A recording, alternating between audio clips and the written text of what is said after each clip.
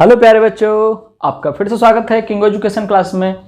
और आज हम स्टार्ट कर रहे हैं जियोमेट्री ज्यामिति। क्लास सेकंड होगी आज आपकी। फर्स्ट क्लास हम कर चुके हैं, क्लास सेकंड है, फर्स्ट क्लास हो चुकी है। बेसिक ही बात अभी चल रही है, किसी भी क्वेश्चन को नहीं किया है। अभी हम यहाँ पे क्वेश्चन नहीं कर रहे हैं, सिर्फ अभी ज्योमेट्री के बेसिक के बारे में जान रहे हैं। तो आप में से कमेंट करके पूछा कि ये सर क्लास किसके लिए है, तो हमारी ज्योमेट्री की जो क्लास चल रही है वो सभी के लिए इंपॉर्टेंट है। या तो आप क्लास की तैयारी कर रहे हो, किसी क्लास में हो, या किसी कंपटीशन की तैयारी में हो। जैसे आप 9th में हो, 10th में हो, 11th में हो, 12th में हो, कोई फर्क नहीं पड़ता, सबके लिए इंपॉर्टेंट है। जिनसे जो सब इन बातों को जानते हैं वो देखेंगे ना, उनको क्या जरूरत है। जिन पे नहीं आती है तो बहुत ध्यान से देखिएगा। अगर आपने फर्स्ट पार्ट नहीं देखा है तो पहले फर्स्ट पार्ट देखिएगा, उसके बाद इसको देखिएगा, ठीक है। हम जो पिछली वीडियो थी उसमें बात कर रहे थे लास्ट में पूरक और समपूरक कोण, कॉम्प्लीमेंट्री एंड सप्लीमेंट्री एंगल के बारे में, ठीक है। उसमें हमने बताया था आपको लास्ट में, बिल्कुल आप जब देखेंगे जो कॉम्प्लीमेंट्री है, कॉम्प्लीमेंट्री एंगल पूरक कोण,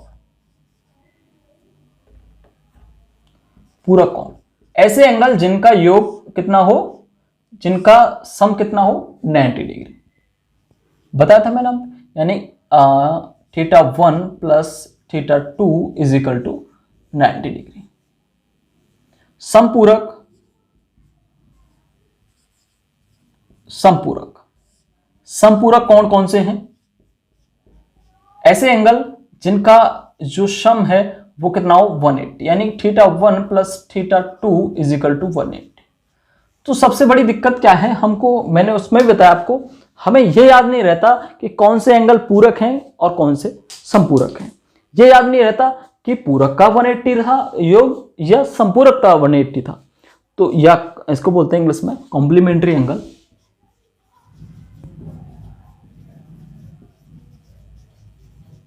कॉम्प्लीमेंट्री एंगल, और इसको बोलते हैं सप्लीमेंट्री।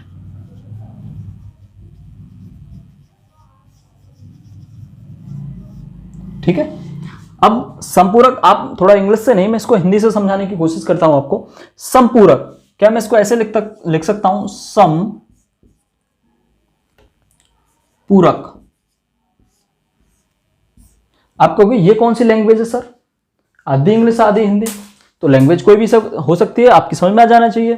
तो समपूरक, समपूरक, पूरकों का सम, पूरकों का सम, पूरक 90 के, तो आप याद रखेंगे कि पूरकों का सम, तो सम होगा, तो ये तो पता है एक 90 का एक 180 का है, तो पूरकों का सम क्या होगा 180, और पूरक कितने के होंगे 90 के, याद रहेगा। ओके, जैसे एग्जांपल में अगर मैं बात करूं, कोई एंगल 40 डिग्री है, find out the supplementary angle, when these are supplementary angle हो, तो इसका दूसरा सप्लीमेंट्री एंगल हमें ज्ञात करना है। 40 है तो दूसरा सप्लीमेंट्री, दोनों का 180 हो जाना चाहिए, तो दूसरा वाला जो एंगल होगा वो 140 हो, क्योंकि दोनों का प्लस कितना हो जाना चाहिए 180। और छोटी बातें हैं ये तो आप कर ही पाएंगे। और ऐसे भी और भी क्वेश्चन है जो रेशियो में दे रखे हैं, सब पूरक पूरक, उनको मतलब थोड़े और हैवी क्वेश्चन है, ऐसे ही क्वेश्चन नहीं बनते, और भी हैवी क्वेश्चन बनाऊंगा, लेकिन क्वेश्चनों की जैसे सीरीज रखूंगा उसमें इन सब बातों को बताऊंगा, ठीक है। आप अभी बेसिक समझिए। इसके बाद आज हम जो स्टार्ट कर रहे हैं वो स्टार्ट कर रहे हैं एडजेसेंट एंगल, एडजेसेंट एंगल, इसको बोलते हैं आसन्न कोण। आसन्न कोण कैसे होंगे, देखिए मैंने कोई ये लिया और इसमें एक लाइन खींच दी, कहीं भी कोई जरूरी नहीं बराबर बराबर, ये अल्फा1 और अल्फा और बीटा दोनों जरूरी नहीं बराबर ही हो, बट कैसे हैं, दो एंगल हैं, और किसी भी मैंने एक लाइन खींची है जो कैसी है, कॉमन लाइन है दोनों के लिए, कॉमन लाइन है। तो मैंने जो इनको दोनों को काट दिया है, बस मैं इतना कह सकता हूं कि जो अल्फा है और बीटा है ये दोनों ही एडजेसेंट एंगल हैं। तो मैं टीचर को पढ़ाता हुआ देखा होगा किसी भी क्लास में, जैसे पढ़ रहे हैं, दिक्कत क्या होती है, हम किसी भी क्लास में नीचे कैसे जाते हैं, कोई टॉप बचा वो टॉप में कैसे चलता है, और जो थोड़ा कम है मिडियम वाला भी लॉस में कैसे चला जाता है, और डाउन बैक वेंचर कैसे बन जाता है। कि कोई भी चीज है, आप जस्ट टीचर ने बताया कि ये दोनों मतलब कोई भी किसी भी उसको क्या बोलते हैं उसको, फॉर्मूले को डेराइव किया जा रहा है। तो उसने बताया कि ये दोनों एडजेसेंट एंगल हैं, तो ये एंगल इसके बराबर होगा, यही सब बातें होंगी। तो उसमें क्या होता है, बच्चा वो समझ नहीं पाता और वो ये भी नहीं पूछ पाता, क्योंकि ये बहुत बेसिक बातें होती हैं, टीचर से अपनी हेजिटेशन की वजह से पूछ नहीं पाता और पीछे ही चलाता जाता है। मैथ इसलिए कमजोर होता चला जाता है। बाकी मैथ बहुत ही अच्छा सब्जेक्ट है, बहुत ही अच्छे से समझ में आता है। तो ये दोनों अल्फा और बीटा आपस में एडजेसेंट एंगल, ठीक है। इसके बाद हम बात करें तो लीनियर पेयर बाय, आपको आवाज आ रही होगी किसकी, वो तो रोज आप सुनती हैं। इसके बाद हम बात करते हैं लीनियर पेयर एंगल। अब ये लीनियर पेयर एंगल क्या मतलब क्या है, लीनियर पेयर एंगल मतलब एक लाइन पर बने हुए कोण, एक लाइन पे बने हुए कोण लीनियर पेयर एंगल कहलाते हैं। जैसे मैं कहूं ये और एक ये, इसको अल्फा, इसको बीटा और इसको गामा। तो एक लाइन पे बने हुए लीनियर पेयर एंगल हैं ये सभी आपस में। और इसकी वो क्या कहती है, ये बात कहती है लीनियर पेयर एंगल कि alpha plus beta plus gamma 180, क्योंकि एक ही लाइन पर बने हुआ जितना भी वो टोटल कोण होता है वो 180 का होता है। इस पर बना हुआ कोण ये कितने का, 180 का। तो सभी का योग 180 होगा। तो सर आप ये बात तो हम जानते हैं, क्यों बता रहे हैं। इन बातों को बताने का यह है कि ये पेपर डायरेक्टली ये क्वेश्चन पूछे जाते हैं, और कहीं जगह ऐसे भी होते हैं कि आप ये नहीं देख पाते कि लीनियर पेयर वो है एंगल है या कोई और एंगल है। वो जैसे जब मैं न्यूमेरिकल कराऊंगा जब देखना इन सभी बातों को। और जैसे इसका क्वेश्चन कैसे बनता है पेपर में, ऐसे बनता है, ये दे दिया, ये दे दिया, ये एंगल दे दिया 50, तो ये बताना आपको ये एंगल कितना है, तो बता देंगे 130, क्योंकि हमें पता है किसी भी लाइन पर बने हुए एंगलों का योग 180 अंश होता है। ठीक है, बात आए समझ में आपके, बता दें फिर, बहुत अच्छे।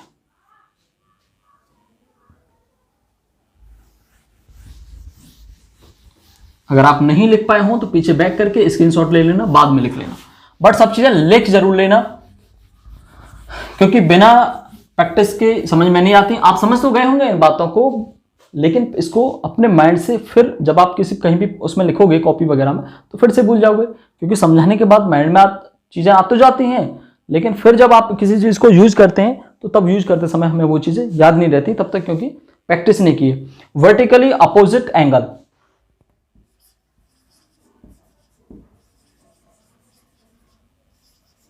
वर्टिकली अपोजिट एंगल, ये कौन से एंगल हैं? आपने सुना होगा शीर्षाभिमुख कोण, शीर्षाभिमुख कोण, शीर्षाभिमुख कोण। अब ये एंगल कैसे होते हैं? शीर्षाभिमुख, जिनके शीर्ष यानी कि मुख कैसे हो, आमने सामने हो, वो कैसे होंगे? वर्टिकली अपोजिट हो। अपोजिट या शीर्षाभिमुख आमने सामने वाले एंगल हमेशा बराबर होते हैं। अगर ये 1 है, ये 2 है, ये 3 है, ये 4 है, तो angle 1 is equal to angle 3, angle 2 is equal to angle 4। ये सभी बातें आपको पता होनी चाहिए ना, बिल्कुल। तो इसके बाद फिर किस एंगल को ले रहे हैं हम? एंगल नहीं ले रहे। अब बात करते हैं, शायद सभी जानते भी होंगे इस बात को, परपेंडिकुलर। परपेंडिकुलर, परपेंडिकुलर क्या है? परपेंडिकुलर क्या होता है? लंब, इसको बोलते हैं लंब, इसको बोलते हैं लंब। तो शायद सभी जानते हो, लेकिन थोड़ा सा और आपको एडवांस करने की कोशिश कर रहा हूं। परपेंडिकुलर, बाइसेक्टर और परपेंडिकुलर, इन दोनों में क्या अंतर है? पहले परपेंडिकुलर यानी कोई लाइन है ए बी, इस पर एक लाइन खींच दी हमने, एक रेखा डाली जो नीचे वाली रेखा से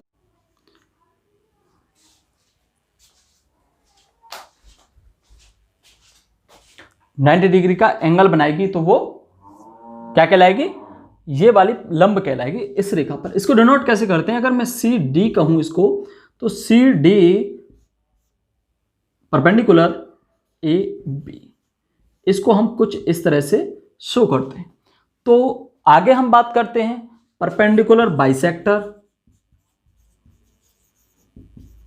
अब इसमें क्या अंतर है, परपेंडिकुलर भी ये भी है बट बाइसेक्टर है। सेक्टर 17, सेक्टर 11, सेक्टर 12 नोएडा में नहीं घूम रहे हैं, क्या करेंगे, परपेंडिकुलर बाइसेक्टर। बाइसेक्टर यानी किसी चीज को, बाइसेक्टर का मतलब होता है अर्धक, किसी चीज को आधा काटने वाला। तो परपेंडिकुलर भी होगा और किसी चीज को आधा काटने वाला भी होगा। इसका मतलब कोई लाइन है और इस पे हमने ये लंब डाला, परपेंडिकुलर डाला, अगर ये ए है, ये बी है, ये पॉइंट सी है, ये डी है, तो ये बात तो सही है कि C D is perpendicular upon A B, यानी कि ये बात तो सही है कि C D upon A B. फिर इसमें और क्या खास अंतर है, इसमें खास अंतर यह है कि जो ए सी होगा वो सी बी के बराबर होगा। ये बात खास है इसमें कि यानी नीचे वाली ए बी को ये बिल्कुल आधा आधा काट रहा है और ये वाला जरूरी नहीं है, ऐसा भी हो सकता है, ऐसा भी हो सकता है। परपेंडिकुलर तो कहीं भी डाल सकते हैं बट परपेंडिकुलर बाइसेक्टर किसी भी रेखा को आधा आधा काट देता है। क्लियर? ओके, तो अब क्या सीखेंगे आगे? बाइसेक्टर मैंने बता ही दिया। फिर बाइसेक्टर एक हेडिंग डालना है और हेडिंग क्या डालना है, कहीं भी हम एक ऐसी लाइन जो किसी भी एंगल को बराबर बराबर बांट दे या किसी भी लाइन को बराबर बराबर बांट दे, वो क्या कहलाती है, बाइसेक्टर कहलाती है। बाइसेक्टर, इसको बोलते हैं अर्धक। क्या? अदरक? अदरक नहीं, अर्धक। ठीक है, अर्धक। अर्धक क्या है कि जैसे देखिए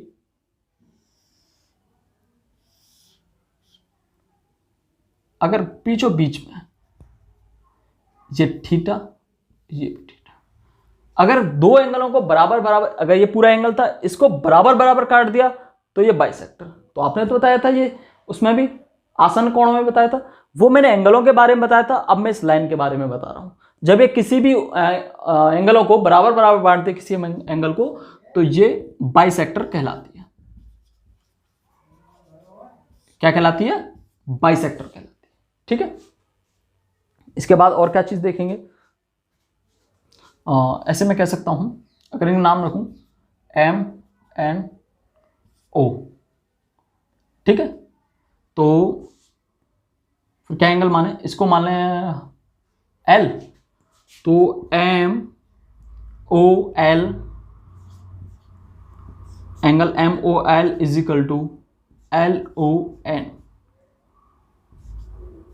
अब ये क्या लिख दिया, ये मैंने फर्स्ट वाली वीडियो में आपको बताया था कि बीच में उसी वर्ड को लेते हैं। मैंने इसको ओ एम एल क्यों नहीं लिखा कि जिस पे एंगल होता है, जैसे एंगल को दर्शाना होता है, उसी पॉइंट को हम बीच में लिखते हैं। M O L is equal to L O N.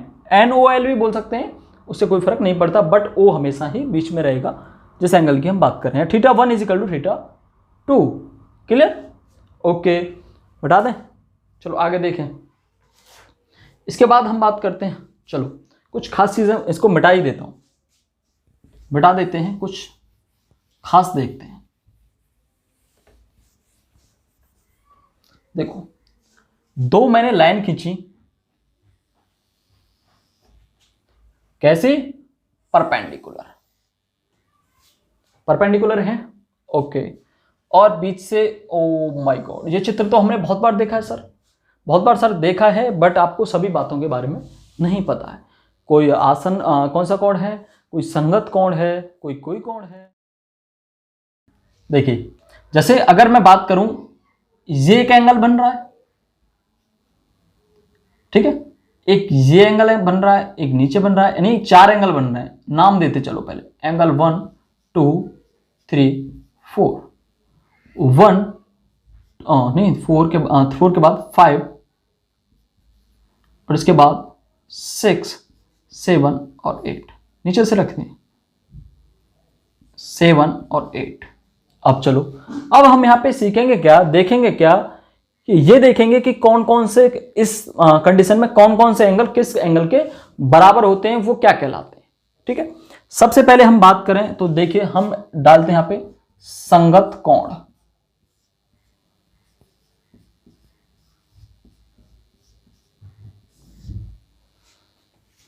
संगत कोण।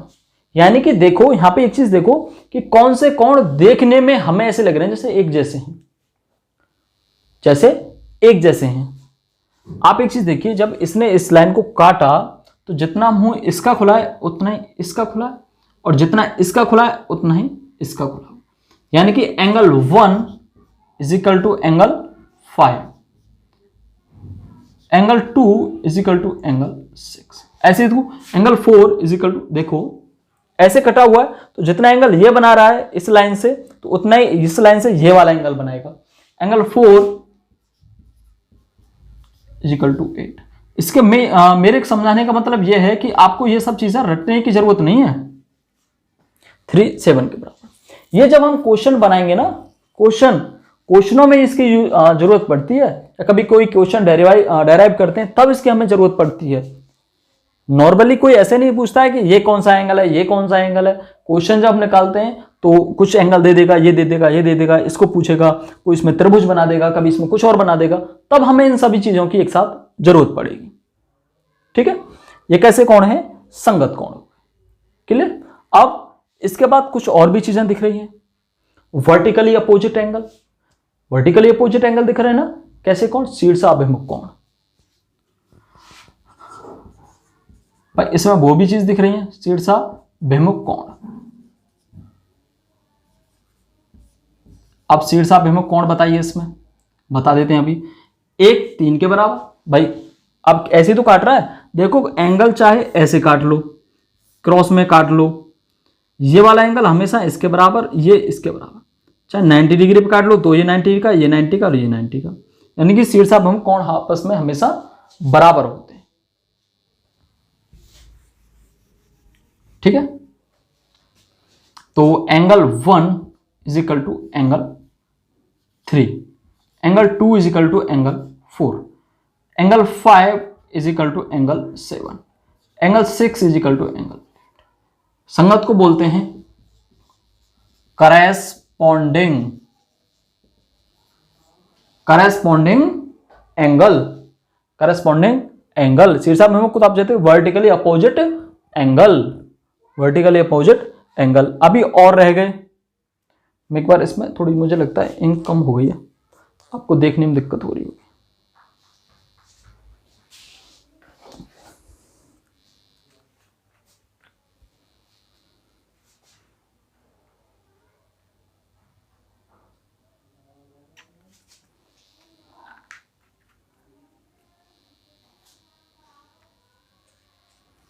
देखिए अब कुछ एंगल और रह गए इसमें।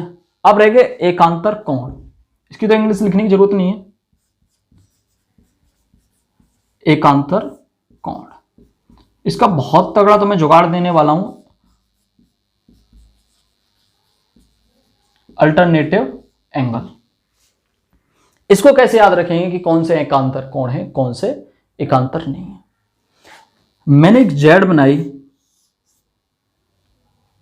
ठीक है, और ये वाला एंगल मैंने इसके बराबर बताया, हमेशा होगा। क्रॉस में मतलब बने ये एंगल जो होंगे, जैसे एक लाइन बनाई,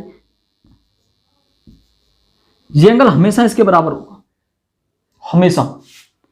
जेड में बने एंगल हमेशा बराबर होते हैं। तो जेड कब बनेगी?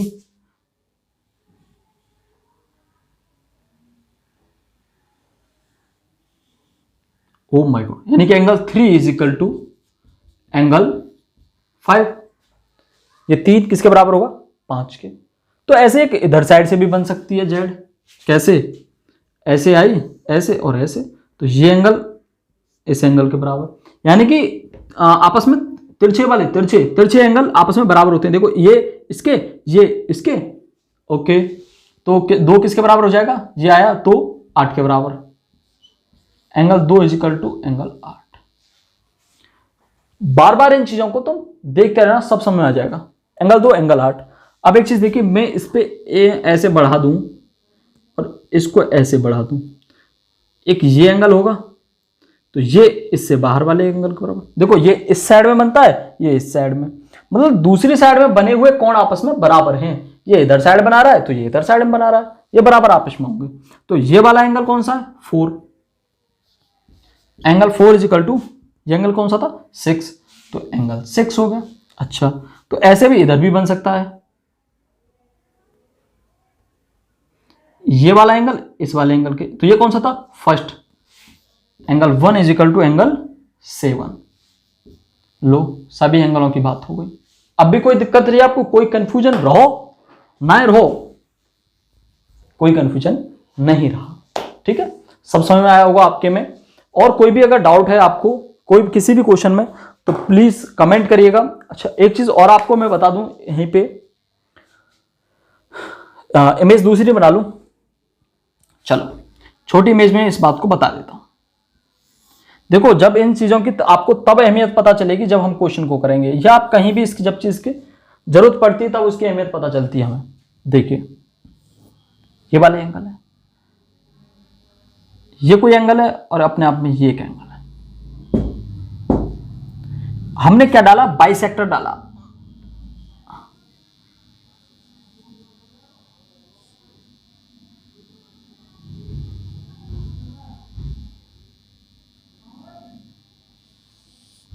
अब इस बाइसेक्टर ने क्या काम किया, बाइसेक्टर को बनाने का मतलब ये था मेरा कि दोनों तरफ से बाइसेक्टर डाला, ये और ये दोनों आपस में बराबर होंगे, अल्फा और अल्फा। बाइसेक्टर क्या था, किसी भी एंगल को दो बराबर बराबर भागों में बांट देता था। तो मुझे आपको यह समझाना है कि ये वाला जो एंगल होगा, ये वाला जो एंगल होगा, ये 90 डिग्री का होगा। तो इधर भी होगा सर, हाँ जी इधर भी होगा। ये वाला एंगल भी 90 डिग्री का होगा। यानी कि अंदर हम एंगलों से बाइसेक्टर जब डालते हैं, एक अर्धक डालते हैं, तो जब वो जहां पे मिलते हैं वो वाला एंगल 90 डिग्री बनता है। ये वाला 90 डिग्री का, ये वाला 90। क्लियर। और क्या समझाना था इसमें, आपको एक चीज और बतानी थी कि angle 2 plus angle 5 is equal to 180, angle 3 plus angle 8 is equal to 180 degree. Angle 2 is equal to angle 2 plus angle 5 is equal to 180 और ये इसके 80। अब इस बात को मतलब समझे कैसे, इस बात को कैसे याद रखें, वैसे याद रखें अंदर वाले बने हुए कोणों का योग 180, बाहर वाले कोणों का बना हुआ कोण 180। क्या इसका मतलब 1 प्लस 6 ये भी 180 होगा, हाँ जी। इस बात को कैसे समझें, देखो ये पूरा एंगल 180, ये 180, तो 180 और 180 360 के तो होने दोनों, ये बात क्लियर है। ये वाला एंगल इसके बराबर होता है, नहीं होता है। इसको अल्फा मान लें तो ये भी अल्फा हो जाएगा, इसको थीटा मान लें तो ये भी थीटा हो जाएगा। ओके, तो करें, मैं सभी को कर देता हूं, alpha plus theta is equal to 360। भाई ये पूरा मैंने अल्फा थीटा जोड़े और ये अल्फा थीटा जोड़े, ये 180 कितने हो गया 360। तो 2 alpha plus 2 theta is equal to 360। Okay, 2 common लिया, alpha plus theta is equal to 360, alpha plus theta is equal to 180। ओ हो गया ना 180, एंड थीटा और अल्फा इज इक्वल टू 180 और यहां पे बनने वाला कौन 90 डिग्री। ठीक है। और भी जैसे इन चीजों की जैसे जरूरत पड़ेगी, बहुत सी चीजें ऐसी हैं जब जैसे हम क्वेश्चन करेंगे तो साथ के साथ हमें जरूरत पड़ेगी तो मैं और भी आपको डिटेल में बताता रहूंगा। ठीक है। तो वीडियो कैसी लगी, आपको अच्छी लगी तो शेयर करिएगा, चैनल को सब्सक्राइब करिएगा, वीडियो को क्या करिएगा और लाइक करिएगा। ठीक है, धन्यवाद, मिलते हैं अगली वीडियो।